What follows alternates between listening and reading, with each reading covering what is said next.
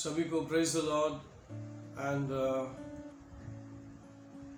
कल जो मैंने बताया था आज वैसे ही आपके सामने आ रहा हूँ मैसेज को लेकर, ताकि कोई भी यहाँ वहाँ ना जाए। मैं चाहता हूँ कि कल आप घर पे रहे, प्रार्थना पूर्व रहे और परमेश्वर के ऊपर ध्यान रहे कि इस वक्त क्या चल रहा है, हमको जानना है और समझना है। हम अंतिम से अंतिम दिनों में चल रहे हैं, अंतिम से अंतिम घड़ी में चल रहे हैं। उसके लिए परमेश्वर ने कुछ संदेश दिया है। मैं चाहता हूं कि हम शॉर्ट नोटिस पे नहीं, लाइफ टाइम में हमको ये जो डेवलप करना है उसके विषय में मैं आपसे कुछ बात करने जा रहा हूं और ये मैसेज उसके विषय में है। तो आज हम लूक चैप्टर 12 39 to 40 देखेंगे। लूका का किताब 12 39 to 40 वर्सेस को हम देखेंगे और पढ़ेंगे। उसमें लिखा है कि but now this is that if a master of the house had known what hour the thief would come, he would have watched and not allowed his house to be broken into. Therefore you also be ready, for the Son of Man is coming at hour you do not expect. मैं थोड़ा सा हिंदी में पढ़ लेंगे, तो आप इस video में नीचे देखेंगे उसके कोटेशंस, तो हम थोड़ा सा हिंदी में पढ़ लेंगे। परंतु तुम यह जान रखो कि यदि घर का स्वामी जानता कि चोर किस घड़ी आएगा, तो जागता रहता और अपने घर में सेंध लगने न देता। तुम भी तैयार रहो, क्योंकि जिस घड़ी तुम सोचते भी नहीं, उसी घड़ी मनुष्य का पुत्र आ जाएगा। आमीन। आमीन। इस वर्ष में खास नोट करने लायक ये है, वर्स 40 में लिखा है कि therefore you also be ready, for the Son of Man is coming. परमेश्वर यीशु मसीह हम सुनते आए वो आ रहा है, आने वाला है। वाकई में ये जो बाहर जो चिन्ह चल रहा है, जो हम देख रहे हैं, इसको देखकर ये पूरी तरह से पक्का हो चुका है कि यीशु मसीह जल्द से जल्द आ रहा है। उसके लिए परमेश्वर चाहता है कि हम रेडी रहें, तैयार रहें। और तैयार रहे का मतलब क्या है, मैं आपको समझाना चाहता हूँ, ताकि हम उसके आने के वक्त तैयार रहें और अपने आप की तैयारी करें। किस तरह की तैयारी करना है, क्या है हमें देखना है, उसकी ओर हम चलेंगे। तो परमेश्वर का वचन कहता है लूक चैप्टर 6 में, लूक चैप्टर 6 को पढ़ेंगे 27 से 38 में लिखा है। उसके बारे में थोड़ा सा हम पढ़ लेंगे हिंदी में, ताकि हम वक्त को ना जाहिर करें। हिंदी में पढ़ लेंगे लूक चैप्टर 6 20। परंतु मैं तुम सुनने वालों से कहता हूँ कि अपने शत्रुओं से प्रेम रखो, जो तुमसे बैर करे उनका भला करो, जो तुम्हें श्राप दे उनको आशीष दो, जो तुम्हारा अपमान करे उनके लिए प्रार्थना करो, जो तेरे एक गाल पर थप्पड़ मारे उसकी और दूसरा भी फेर दे, और जो तेरी दोहर छीन ले उसको कुर्ता लेने से भी न रोक। जो कोई तुझसे मांगे उसे दे, और जो तेरी वस्तु छीन ले उससे न मांग।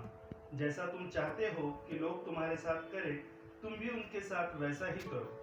यदि तुम अपने प्रेम रखने वालों के साथ प्रेम रखो, तो तुम्हारी क्या बढ़ाई, क्योंकि पापी भी अपने प्रेम रखने वालों के साथ प्रेम रखते हैं।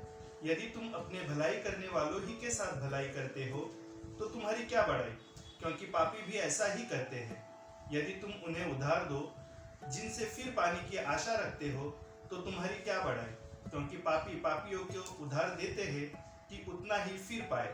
वरन अपने शत्रुओं से प्रेम रखो और भलाई करो, और फिर पाने की आशा न रखकर उधार दो, और तुम्हारे लिए बड़ा फल होगा, और तुम परम प्रधान के संतान ठहरोगे, क्योंकि वह उन पर जो धन्यवाद नहीं करते और बुरों पर भी कृपालु है। जैसा तुम्हारा पिता दयावंत है, वैसे ही तुम भी दयावंत बनो। दोष मत लगाओ, तो तुम पर भी दोष नहीं लगाया जाएगा। दोषी न ठहराओ, तो तुम भी दोषी नहीं ठहराए जाओगे। क्षमा करो, तो तुम्हें भी क्षमा किया जाएगा। दिया करो, तो तुम्हें भी दिया जाएगा। लोग पूरा नाप दबा दबा कर और हिला हिला कर और उभरता हुआ तुम्हारी गोद में डालेंगे, क्योंकि जिस नाप से तुम नापते हो उसी से तुम्हारे लिए भी नापा जाएगा। आमीन। बाइबल में लिखा है, परमेश्वर ने कहा शिष्यों को विश्व में सारी सृष्टि में जाओ, शिष्य बनाओ और शिष्यों को सिखाओ जो मैंने तुमको सिखाया है। तो अगर हमने सीखा है शुरुआत से, तो हमने क्या सीखा है और हमारे अंदर क्या है, क्या आना चाहिए, परमेश्वर वो देखना चाहेगा। जब वो लेने को आएगा, अगर हम तैयार नहीं हैं तो हम छोड़ दिया जाएंगे। तो क्या तैयारी हमें करना है? इस वचन में लिखा है कि दुश्मन से प्रेम करो और सताने वालों को क्या करो? प्रार्थना करो। और परमेश्वर जिस तरह से वचन में हमें करने के लिए कह रहा है, क्या हम वाकई में ऐसा करते हैं या नहीं, यह अपने आप को जांचना है और देखना है, समझना है क्या ये गुण मेरे अंदर है या नहीं है। इतना साल से मैं बिलीवर हूँ, इतना साल से मैं वचन पढ़ता हूँ, क्या मैं वचन के अनुसार चलता हूँ? क्या वचन मेरे अंदर कितना है, वचन मुझे कितना लेके चल रहा है, ये मुझे जांचना है। और ये जांचने का समय है, तैयार होने का समय है। वचन कहता है कि तुझे तैयार रहना है कि मैं जब आऊँगा तो तुम्हें ले जा सकूँ। तो हमारी क्या तैयारी होनी है, ये आपको देखना है। वचन कहता है दूसरों का न्याय नहीं करो ताकि तुम्हारा न्याय भी ना होगा।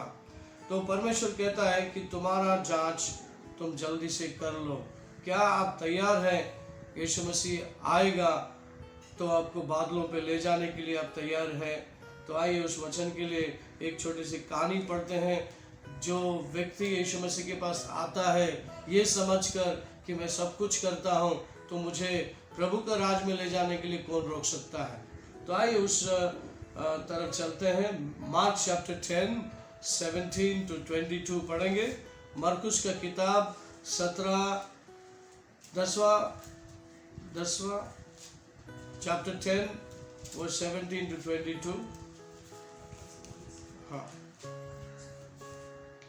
यीशु ने उससे कहा, तू मुझे उत्तम क्यों कहता है? कोई उत्तम नहीं, केवल एक, अर्थात परमेश्वर। तू आज्ञाओं को तो जानता है, हत्या न करना, व्यभिचार न करना, चोरी न करना, झूठी गवाही न देना, छल न करना, अपने पिता और अपनी माता का आदर करना। उसने उससे कहा, हे गुरु, इन सब को मैं लड़कपन से मानता आया हूँ। यीशु ने उस पर दृष्टि करके उससे प्रेम किया और उससे कहा, तुझमें एक बात की घटी है। जा, जो कुछ तेरा है उसे बेचकर कंगालों को दे और तुझे स्वर्ग में धन मिलेगा, और आकर मेरे पीछे हो ले। इस बात से उसके चेहरे पर उदासी छा गई और वह शोक करता हुआ चला गया, क्योंकि वह बहुत धनी था। आमीन। क्या हम इस व्यक्ति की तरह है जो अपने आप को समझते हम क्रिस्ती है, विश्वासी है और आप सब कुछ करते हैं तो प्रभु खुश होता है? तो क्या करते हैं, क्या नहीं करते हैं, अपने आप को पता होता है। इस वचन के अनुसार प्रभु यीशु मसीह सीधे उस व्यक्ति के हृदय को देख रहा है, जबकि वो यीशु मसीह से कह रहा है कि मैं 10 आदमियों को पालता हूँ और मैं वो सब करता हूँ और कोई मुझे स्वर्ग राज्य में लेके जाने के लिए कोई नहीं मुझे रोक सकता। तो इस तरह से कहते हुए यीशु मसीह से कहता है, तू ठीक बोला। यीशु मसीह उससे प्यार करता है और प्यार से उससे कहता है, तू तो ठीक बोला, सब कुछ जो तेरे पास है एक काम कर, उसको बेच डाल, सभी गरीबों को बांट कर मेरे पीछे आ, क्रूस को उठाकर मेरे पीछे आ, ऐसा प्रभु उसको कहता है। तो वचन में लिखा है, ये सुनते ही वो नर्वस हो गया और सैड हो गया और वो धीरे से लौट गया। तो परमेश्वर उसको देखकर, यीशु मसीह देखकर उसको कहता है, कितना कठिन है एक अमीर व्यक्ति को स्वर्ग राज्य में जाने के लिए। तो यहाँ पर पॉइंट ये है कि परमेश्वर सीधे हमारे हृदय की ओर देखता है कि हमारे हृदय में क्या जमा है। क्या पूरी तरह से परमेश्वर जमा है, क्या दुनिया भी उसके साथ में जमा है? तो परमेश्वर चाहता है कि हमें पूरी तरह से परमेश्वर के हो जाए। तो इसको दिखाने के लिए, समझाने के लिए आपको मैं मत्ती 22 पे ले चलना चाहता हूँ। मैथ्यू चैप्टर 22 37 to 40 हम पढ़ेंगे। उसमें लिखा है कि परमेश्वर को क्या चाहिए, परमेश्वर इंसान से क्या चाहता है। Matthew chapter 22 37। हाँ। उसने उससे कहा, तू परमेश्वर अपने प्रभु से अपने सारे मन और अपने सारे प्राण और अपनी सारी बुद्धि के साथ प्रेम रख। बड़ी और मुख्य आज्ञा तो यही है। और उसी के समान यह दूसरी भी कि तू अपने पड़ोसी से अपने समान प्रेम रख। ये ही दो आज्ञाएं सारी व्यवस्था और भविष्यवक्ताओं का आधार है। आमेन। यहाँ पर लिखा है, You shall love the Lord your God with all your heart, with all your soul, with all your mind. This is the first and greatest commandment. And the second is like it, You shall love your neighbor as yourself. On these two commandments hang all the law and the prophets. ये हमारा foundation है। यीशु मसीह ने जुन्ना करार को 10 करार में, 10 करार को 2 करार में बदलकर इस तरह से कहा, यदि अगर तू परमेश्वर से संपूर्ण मन से प्रेम करता है, संपूर्ण हृदय से प्रेम करता है, संपूर्ण आत्मा से प्रेम करता है, तो ऐसे ही तू अपने पड़ोसी से भी तू प्यार कर। क्योंकि इसी आधार पर पूरे जो शास्त्र है और शास्त्र को फॉलो करने वाले जो लोग हैं, इसी आधार पर खड़े हैं। जोशुआ चैप्टर 1:8 में लिखा है, तो इस किताब का दिन रात मनन करना, पवित्र शास्त्र का तो मनन करना। आइए हिंदी में उसको पढ़ लेंगे। जोशुआ चैप्टर 1:8 उसको पढ़ लेंगे। वहां पे परमेश्वर ने कहा कि दिन रात परमेश्वर के वचन का मनन करना। पढ़िए। व्यवस्था की यह पुस्तक तेरे चित्त से कभी न उतरने पाए, इसी में दिन रात ध्यान दिए रहना, इसलिए कि जो कुछ उसमें लिखा है उसके अनुसार करने की तू चौकसी करे, क्योंकि ऐसा ही करने से तेरे सब काम सफल होंगे और तू प्रभावशाली होगा। आमीन। आमीन। तो यहाँ पे हिंदी में लिखा है इस तरह से कि आप वचन को मनन करना है, और वचन जो नियम का किताब जो है, जो किताब आपको परमेश्वर ने मुझको दिया है, उसको पढ़ना है और मनन करना है कि क्या लिखा है, उसके अनुसार हमें चलना है। अगर ये बात आपके अंदर नहीं है, तो जिस तरह से ये अमीर व्यक्ति चला गया लौटकर, आप भी एक दिन चला ना जाए, ये परमेश्वर की इच्छा नहीं है। इसलिए परमेश्वर चाहता है कि हम अपनी तैयारी कर लें, अपने हृदय को स्वच्छ कर लें, और परमेश्वर ने कहा बात को मान ले और मान कर चले, क्योंकि हमारे हृदय को परमेश्वर देख रहा है, जांचने वाला है, और उसके अनुसार हमको रिवॉर्ड देने वाला है। आइए उसी तरह से हम थोड़ा सा लूक चैप्टर पे चले जाएंगे। Luke chapter 12, Luke chapter 12 13 to 21 पढ़ेंगे। लूका का किताब 12 13 से 21 तक पढ़ेंगे। फिर भीड़ में से एक ने उससे कहा, हे गुरु, मेरे भाई से कह कि पिता की संपत्ति मेरे साथ बांट ले। उसने उससे कहा, हे मनुष्य, किसने मुझे तुम्हारा न्यायी या बांटने वाला नियुक्त किया है? Luke chapter 12 verse 13 to 21। Okay. फिर भीड़ में से एक ने उससे कहा, हे गुरु, मेरे भाई से कह कि पिता की संपत्ति मेरे साथ बांट ले। उसने उससे कहा, हे मनुष्य, किसने मुझे तुम्हारा न्यायी या बांटने वाला नियुक्त किया है? और उसने उनसे कहा, चौकस रहो और हर प्रकार के लोभ से अपने आप को बचाए रखो, क्योंकि किसी का जीवन उसकी संपत्ति की बहुतायत से नहीं होता। उसने उनसे एक दृष्टांत कहा, किसी धनवान की भूमि में बड़ी उपज हुई। तब वह अपने मन में विचार करने लगा, मैं क्या करूं, क्योंकि मेरे यहाँ जगह नहीं जहाँ अपनी उपज इत्यादि रखूं। और उसने कहा, मैं यह करूंगा, मैं अपनी बखारियां तोड़कर उनसे फिर बड़ी बनाऊंगा और वहां अपना सब अन्न और संपत्ति रखूंगा, और अपने प्राण से कहूंगा कि प्राण, तेरे पास बहुत वर्षों के लिए बहुत संपत्ति रखी है, चैन कर, खा पी, सुख से रह। परंतु परमेश्वर ने उससे कहा, हे मूर्ख, इसी रात तेरा प्राण तुझसे ले लिया जाएगा। जब जो कुछ तूने इकट्ठा किया है वह किसका होगा? ऐसा ही वह मनुष्य भी है जो अपने लिए धन बटोरता है, परंतु परमेश्वर की दृष्टि में धनी नहीं। आमीन। आपने देखा और सुना, इस वचन में लिखा है कि इस मनुष्य के हृदय में क्या है। वो सेल्फिश है, स्वार्थी है, अपने लिए सब कुछ बड़ा बनाकर उसके अंदर रखकर जीना चाह रहा था। तो परमेश्वर से कहता है, आज रात को तेरा प्राण तुझको मांग रहा है, तो तुझे क्या लाभ होगा? अब मनुष्य ऐसा ही है कि हम सोचते नहीं, अपने जीवन को इसी तरह से लेके चलते हैं। मन में कपट होता है, गुस्सा होता है, नफरत होता है और इसी को लेकर हम जीते आगे बढ़ते हैं। तो ये परमेश्वर नहीं चाहता है कि उसके आने के समय पर आपके अंदर ये सारी बातें रहे। तो परमेश्वर आपको छोड़कर जाना नहीं चाहता है, आपको लेके जाना चाहता है। ये समय है अपने आप को तैयारी करने का, ये समय है अपने हृदय की जांच करने का, ये समय है अपने परमेश्वर के साथ फेलोशिप करने का, उसके साथ नज़दीकियाँ बढ़ाने का, उसके प्यार में, उसके वचन में, उसके आदेश में, उसकी आज्ञा में डूबे रहना है, गहराई से उसके साथ चलना है, ताकि परमेश्वर देखे आपके हृदय में क्या है। परमेश्वर है या दुनिया है या चीज़ें हैं। क्या परमेश्वर के लिए सब कुछ देने के लिए तैयार हो जाते हैं? क्या परमेश्वर के लिए आप सब कुछ त्याग देने के लिए तैयार होते हैं? ये आपको जांचना है, देखना है और परमेश्वर आने से पहले आपको ये बातों को समझना है। आज आप देख रहे हैं कि ये सारे चिन्ह मत्ती के 24 चैप्टर में, पूरा 24 में लिखा हुआ है अंतिम दिनों के बारे में। आज आप देख रहे हैं आपके आंखों के सामने, साम्स 91 में लिखा है, आपके आसपास में 1000 10,000 गिरेंगे लेकिन आपको कुछ नहीं होगा। ये परमेश्वर का वादा है।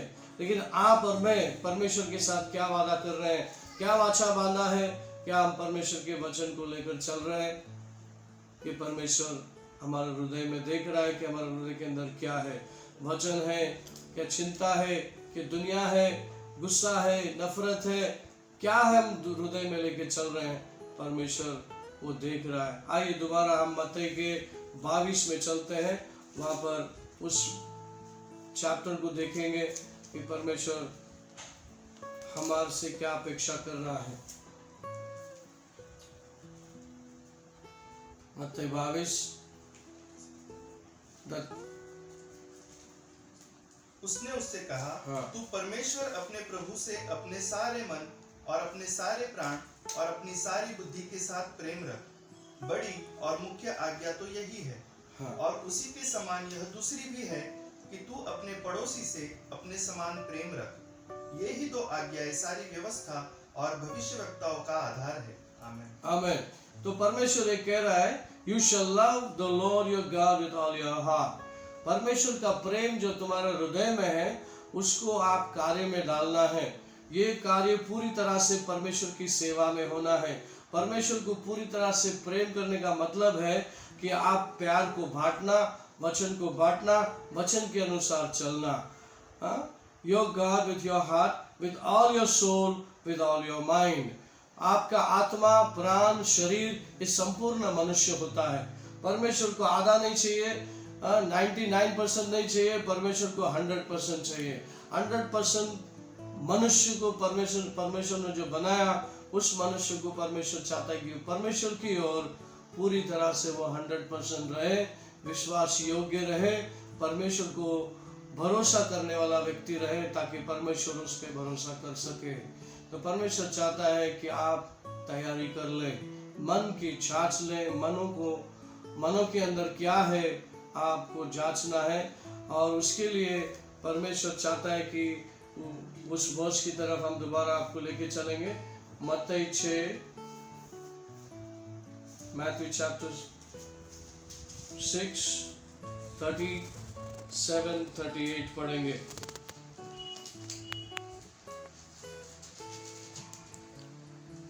Luke chapter 6 37 38 पढ़ेंगे। दोष मत लगाओ तो तुम पर भी दोष नहीं लगाया जाएगा, दोषी न ठहराओ तो तुम पर भी दोष नहीं ठहराए जाओगे। क्षमा करो तो तुम्हें भी क्षमा किया जाएगा, दिया करो तो तुम्हें भी दिया जाएगा।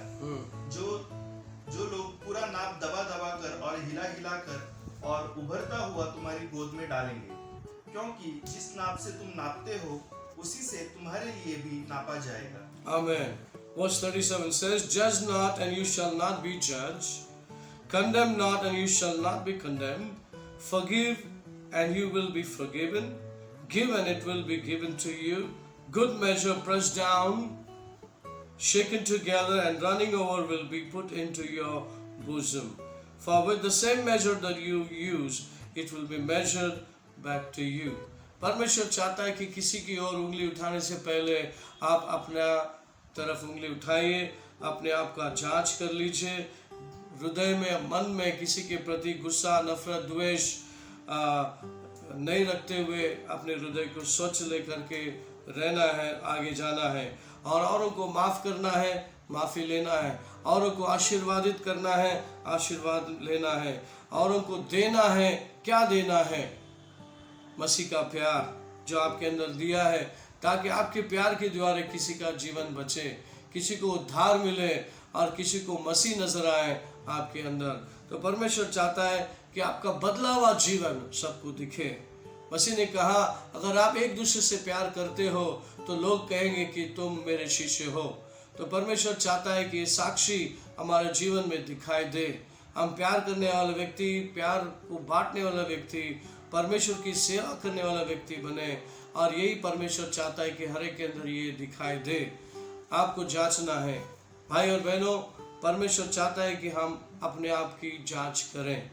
जांच इसलिए करें कि हमेशा ऐसा होता है कि हम ये देखते हैं कि मैं पापी हूँ, मैं बेचारा हूँ, मैं गरीब हूँ, मैं कमज़ोर हूँ। इस तरह से आप अपने आप को लेते हो।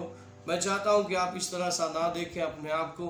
आप इस तरह से देखें कि आप परमेश्वर के बच्चे हैं और परमेश्वर ने आपको चुना है, अधिकार दिया है, बेटा बेटी बनाया है। आपको ये देखना है कि आपके अंदर परमेश्वर कितना है, आपके अंदर कितना वचन है, आपके अंदर कितना परमेश्वर का वचन कार्य कर रहा है। इसका आपको जज करना है, इसका आपको न्याय करना है, देखना है। अगर ये सब जगह में आप जब देखना शुरू करेंगे तो आपकी कमजोरियां आपके सामने आने लगेगी और पवित्र आत्मा आपकी सहायता करेगा और आपको उस लेवल तक पहुंचाएगा। परमेश्वर चाहता है कि आप उसके स्टैंडर्ड को मैच करें। आपको परमेश्वर ने बुलाया है उसके स्टैंडर्ड को देकर। तो आइए हमारे स्टैंडर्ड को बढ़ाएं। हमारे पास वक्त कम है, अपने आप को जांच करके हम वाकई में पूरा मनुष्य पूरी तरह से आत्मा, प्राण, शरीर परमेश्वर को देकर हम सेवा करें। परमेश्वर चाहता है कि आप ये करें। इसीलिए नया करार में प्रभु यीशु मसीह ने 10 आज्ञा को पालने के लिए बहुत समय लगेगा, ऐसा लगता था कि बहुत कठिन है, लेकिन यीशु मसीह ने उसे बहुत आसानी से हमारे सामने परोस दिया, हमारे सामने लेके आया। उसने कहा ज़्यादा कुछ आपको करने की ज़रूरत नहीं, लेकिन पूरी तरह से अपने आप को परमेश्वर के हवाले करना है, परमेश्वर की सेवा करना है, परमेश्वर से प्यार करना है, दिलो जान से अपने आप को प्रभु के सामने रखना है, पूरा भरोसा करना है। बाइबल में जुना करार में इब्राहिम हमारे सामने एक उदाहरण है। परमेश्वर ने, आप सबको मालूम है, परमेश्वर ने उसके बुढ़ापा में एक लड़का दिया आइजैक, और उसको परमेश्वर ने बोला कि उसे तू मेरे लिए अर्पण चढ़ा देना। तो हम देखते हैं कि जुना करार में इब्राहिम ने बिल्कुल उसी तरह से किया जिस तरह से परमेश्वर चाहता था। उसने अपने बच्चे को अपने दिल में बलि दे दिया था। वो अपने बच्चे को लेकर के पहाड़ चढ़ रहा था, वेदी बनाने के लिए, बलि चढ़ाने के लिए वेदी भी बनाया, और अपने बच्चे को वेदी पे डालकर छुरी खंजर उठाकर मारने जा रहा था। परमेश्वर ने कहा रुक जा, मुझे जो चाहिए था मुझे मिल गया। क्या हम उस तरह से हैं परमेश्वर के लिए? परमेश्वर जो भी मांगता है उसके लिए हम कुछ भी करने के लिए तैयार हैं, सब कुछ छोड़ने के लिए तैयार हैं, व्यसन छोड़ने के लिए तैयार है, गुस्सा नफरत छोड़ने के लिए तैयार है, सेल्फलेस लाइफ जीने के लिए तैयार है। क्या हम अपने आप को बदल सकते हैं? वचन पे भरोसा कीजिए, वचन को पढ़िए, वचन आपको बदलेगा। वचन में ताकत है। जॉन चैप्टर 6:63 में लिखा है, परमेश्वर का वचन पढ़िए, जरा हम हिंदी में पढ़ेंगे। परमेश्वर का वचन क्या कर सकता है? John chapter 6:63।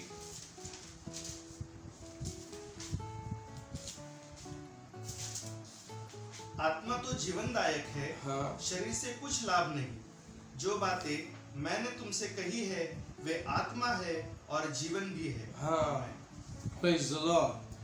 It is the Spirit who gives life. Flesh profits nothing. The words that I speak to you are the Spirit and they are life. जब जब हम वचन पढ़ते हैं, हमारे अंदर जीवन आता है, हमारे अंदर बदलाव आता है, हमारे अंदर परमेश्वर की आत्मा बहने को लगता है, धोने को लगता है और हमारा जीवन में परमेश्वर आकार बनाने को लगता है। जब जब आप परमेश्वर के वचन को हवाले करते हो तो परमेश्वर का वचन आपको बदलता है। आज मैं आपको ये बोलना चाहता हूँ कि समय नज़दीक है। यीशु मसीह चोर के समान आने पर है। वो चाहता है कि हमारी सभी कलीसिया विश्व में तैयार रहे ताकि मैं आऊँ और उनको ले जाऊँ।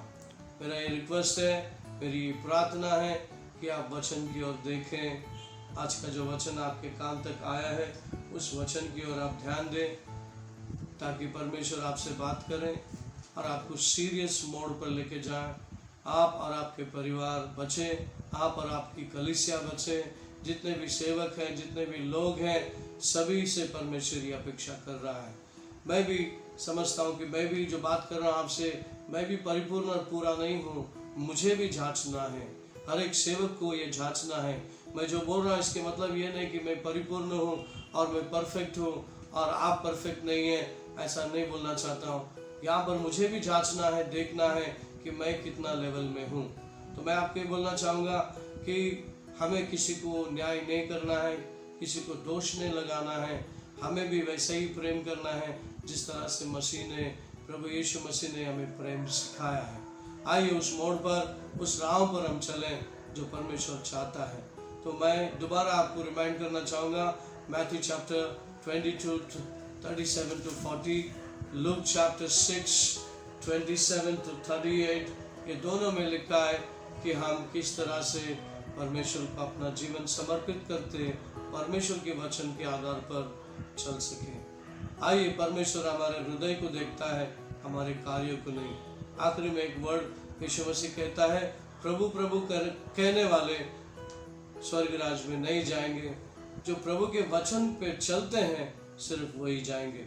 तो आज मैं आपको सिर्फ यही बोलना चाहता हूँ कि वचन के करीब आ जाओ और बदलाव लेके आओ। और परमेश्वर के जो वचन चाहता है कि आत्मा, प्राण, शरीर एक पूर्ण संपूर्ण मनुष्य है, वो परमेश्वर को पूरा चाहिए, उसमें से थोड़ा भी कम ज़्यादा नहीं। परमेश्वर चाहता है कि वो परमेश्वर की तरह व्यवहार करे, परमेश्वर की तरह जिए और पूरा जिए, भरपूर जीवन जिए। ये बोलकर मैं इस वचन को, आज का संदेश को समाप्त करता हूँ। आप सभी बन के रहिए, वचन के करीब रहिए, बाइबल के करीब रहिए, कुटुंब परिवार साथ में रहकर वचन सुनिए। आज का जो संदेश जो आपके लिए मैं भेज रहा हूँ, आप उसे ध्यान से सुनिए और उसका मनन कीजिए। God bless. अभी या तो स्टूडियो में गाना गाने के लिए कोई है ही नहीं है, आप गाना गा लीजिए, मैं आपके लिए प्रार्थना करता हूँ।